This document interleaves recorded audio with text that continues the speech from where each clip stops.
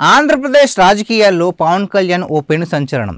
2014 ఎన్నికల సమయంలో జనసేన పార్టీని స్థాపించిన పవన్ కళ్యాణ్ రెండు తెలుగు రాష్ట్రాల్లో జనసేన పార్టీని కొనసాగిస్తూ వస్తున్నారు. అన్నయ్య చిరంజీవి స్థాపించిన ప్రజారాజ్యం పార్టీలో యూత్ వింగ్ అధ్యక్షుడిగా రాజకీయ ప్రస్థానం ప్రారంభించిన పవన్ కళ్యాణ్ ఆ తర్వాత రాజకీయాలకు కొంతకాలం దూరమైన బౌన్స్ బ్యాక్ అయ్యారు జనసేన పార్టీతో. 2014 ఎన్నికల్లో పోటీ చేయలేదు, కానీ టీడీపీ బీజేపీ కూటమికి పోటీనిచ్చిన జనసేన పార్టీ 2019 ఎన్నికల్లో పోటీ చేసిన దారుణ పరాజయాన్ని చవిచూసింది. జనసేన అధినేత పవన్ కళ్యాణ్ తాను పోటీ చేసిన 2 నియోజకవర్గాల్లోనూ ఓడిపోయారు. అయినా సరే బలంగా రాజకీయాల్లో నిలబడ్డారు. తెలంగాణ అసెంబ్లీ ఎన్నికల్లోనూ దారుణ పరాజయాన్ని జనసేన చవిచూసింది.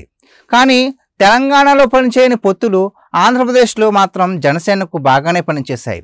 నిజానికి జనసేన కంటే ఆ పొత్తు టీడీపీ బీజేపీకి బాగా కలిసి వచ్చింది. మామూలు స్ట్రైక్ రేట్ కాదు, 100% స్ట్రైక్ రేట్తో పోటీ చేసిన 21 అసెంబ్లీ 2 లోక్సభ నియోజకవర్గాల్లో జనసేన పార్టీ బంపర్ విక్టరీ కొట్టింది. కూటమి ప్రభుత్వంలో పవన్ కళ్యాణ్ డిప్యూటీ సీఎం అయ్యారు.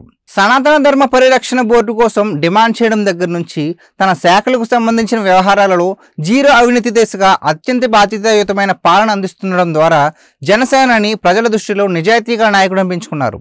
ఏ పవన్ నహి ఏ ఆమ్ది హై అంటూ పవన్ కళ్యాణ్ పెను తుఫాన్తో పోల్చారు ప్రధాని నరేంద్ర మోడీ. వై నాట్ 151 అంటూ విర్రవీగిన వైసీపీని అదాపాతాలను తొక్కేశారు జనసేనని పవన్ కళ్యాణ్. అలా పవన్ కళ్యాణ్ 2024 సంవత్సరంలో పొలిటికల్ పవర్ స్టార్ అనే ఇమేజ్ దేశవ్యాప్తంగా సంపాదించుకున్నారు. అందుకే 2024 అంటే అది పవన్ నామ సంవత్సరమే అవుతుంది.